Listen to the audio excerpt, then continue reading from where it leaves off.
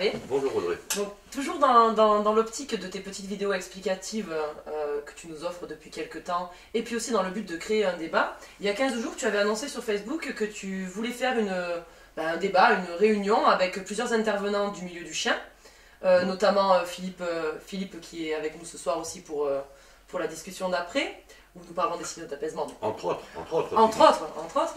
Et donc d'autres personnes aussi donc, de ton entourage, et puis aussi des personnes, certaines donc, qui t'ont décrié, on peut le dire. Oui, il y en a certaines qui m'ont décrié, d'autres pas. L'objectif de ma démarche n'est pas là. L'objectif de ma démarche, c'est déjà, au niveau de la finalité, le maître. Le maître, son chien. Le maître et son chien qui rencontre X problèmes dans sa vie de tous les jours et qui fait comme tout le monde, comme toi, comme Philippe, comme moi, qui allons chercher des informations à droite à gauche sur internet, sur les forums, sur les réseaux sociaux, etc. Qui lui n'est pas un connaisseur de quoi que ce soit et qui, suivant ce qu'il va trouver, essaie de se faire une idée.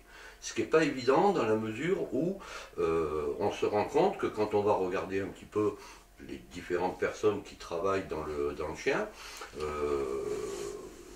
on trouve plus des guéguerres, on trouve plus des gens qui s'insultent les uns les autres, on trouve plus des gens qui prônent une méthode de travail par rapport à une autre, tout en dénigrant l'autre, bien entendu. Bon, je pense que je me mets à la place, moi, du maître, qui a un problème avec son chien, ou qui a un chien, voilà, qui acquiert un chien, qui a besoin de renseignements, qui a besoin de petits renseignements, et qui se retrouve face à tout ça. Alors, l'objectif n'est pas de faire la guerre à qui que ce soit. L'objectif est de proposer un débat, voire une réunion si les gens ne veulent pas débattre, afin que chacun puisse proposer ce qu'il sait faire, comment il sait le faire, et quel type de méthode et de technique il emploie pour obtenir une éducation, une rééducation, la solution à un problème de comportement, etc. Pour que le client, moi je dis toujours le client, le maître, pour que le maître puisse avoir face à lui, non pas des gens qui s'entretuent, mais des gens qui proposent des choses. Et puis je pense qu'après, il est assez grand pour pouvoir se faire une idée de ce que chacun propose, et éventuellement de pouvoir prendre quelque chose qui lui a plu chez l'un, quelque chose qui lui a plu chez l'autre, quelque chose qu'il va essayer sur son chien. Voilà, je ne suis pas... j'ai voulu donner comment on dit, j'ai voulu mettre un petit peu les choses à plat, parce que j'ai déjà eu, bien entendu, 3-4 commentaires, on peut pas les éviter, hein, où les gens pensent que je pars à la guerre, que je pense, j'ai pas besoin de partir à la guerre, moi mon objectif, ça restera toujours le chien, son maître, et que les deux puissent vivre correctement ensemble leur vie. Et je pense que c'est logiquement, j'ai du mal à trouver mes mots ce soir, hein, l'objectif de chaque éducateur canin, de chaque comportementaliste, de chaque méthode machin chouette, de chaque méthode, je pense que l'objectif c'est ça. Donc à partir du moment où on se dit cet objectif c'est ça, on est capable de mettre de côté, à mon avis, toutes ces rancœurs les uns vis-à-vis des autres. Après chacun travaille comme il veut, mais on propose aux gens quelque chose que les gens puissent comprendre, puissent analyser et puissent ensuite choisir.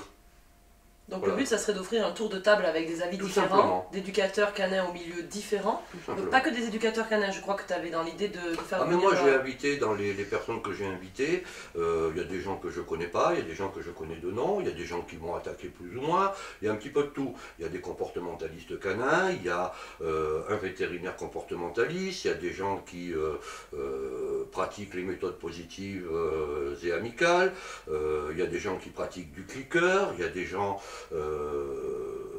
qui travaillent comme moi, qu'on n'arrive pas trop à... Ben moi j'arrive pas à me mettre dans un bocal, hein, parce que je pratique un peu tout, sauf le clicker, mais j'ai invité plein de gens. Alors c'est vrai que j'ai invité des gens qui étaient très représentatifs.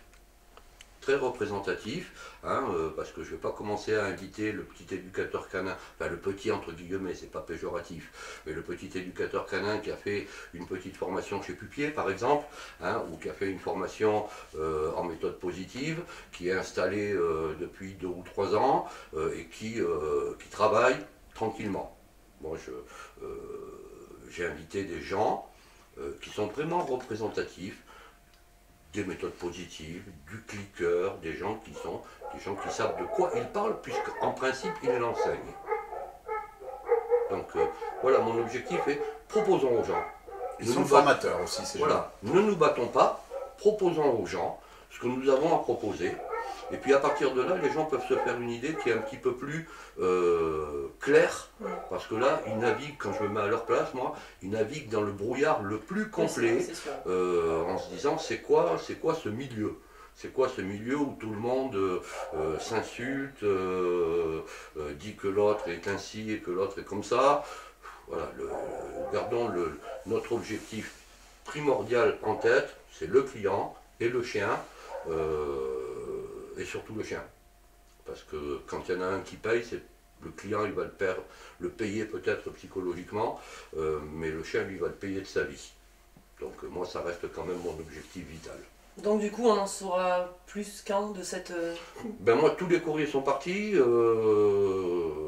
Alors s'il y a d'autres personnes, je l'ai dit, hein, j'ai pas figé la liste, hein, j'ai choisi des listes. D'ailleurs, la liste est sur mon site internet. Hein. Puisque bizarrement, quand je l'avais mis sur ma page Facebook, le texte a disparu. Je ne l'ai pas retrouvé, tout au moins.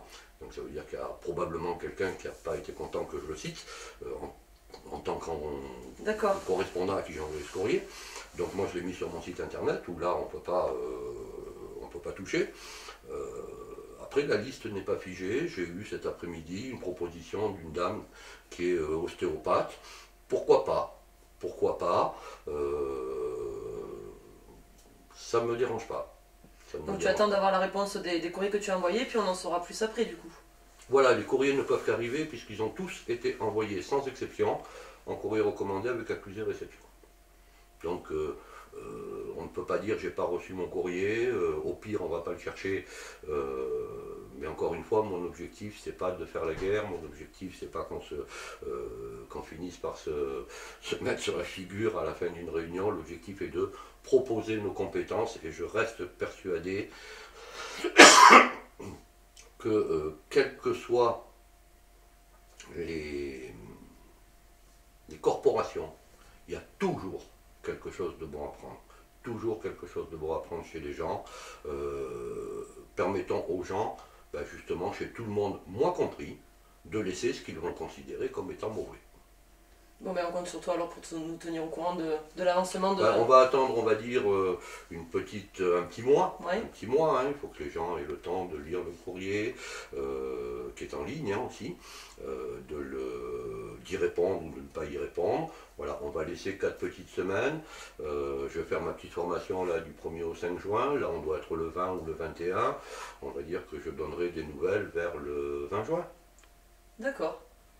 Voilà. Merci Hervé. Mais de rien, c'est avec plaisir. Comme d'hab, c'est toujours avec plaisir avec Hervé.